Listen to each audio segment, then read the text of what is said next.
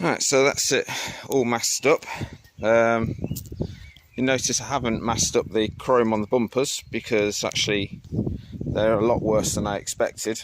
I've taken off that other cap for the headlight washer because I may as well try and get some money back for that since it seems to be so expensive.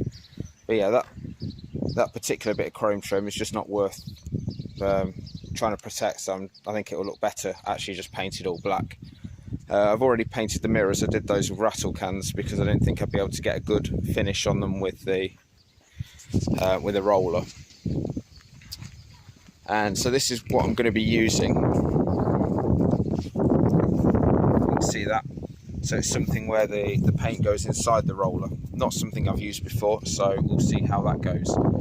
In the meantime, I'm getting quite annoyed with this. I hate painting outside because the sun just keeps peeling off the masking tape because it heats up the glue, and then the wind's just lifting up the paper, so I'm going to need to try and do this quite quickly.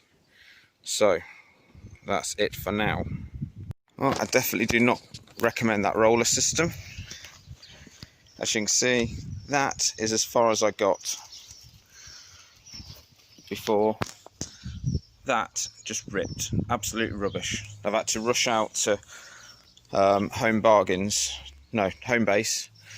which is about 10 miles each way, and buy a new roller set, a normal roller set now, not one of these no drip things.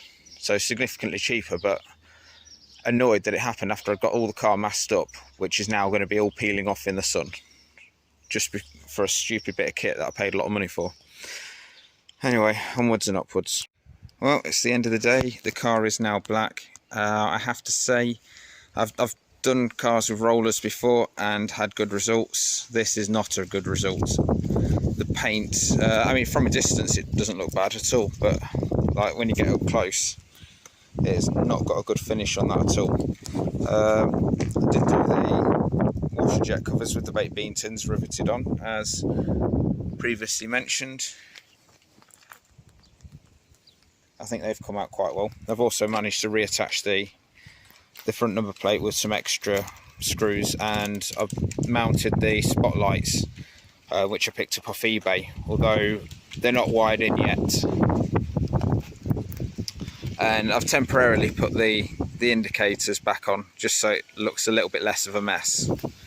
So I mean, all in all, I think it, like being in matte black, actually really suits it. It's just a shame that the finish on the paint didn't work out very well. It was just a bit too hot today, I think, and the paint was drying and going tacky really quickly. But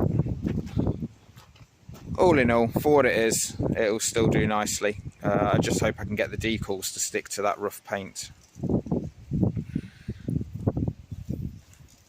So thank you for watching, and next instalment will probably be when I try and fit the decals, I imagine.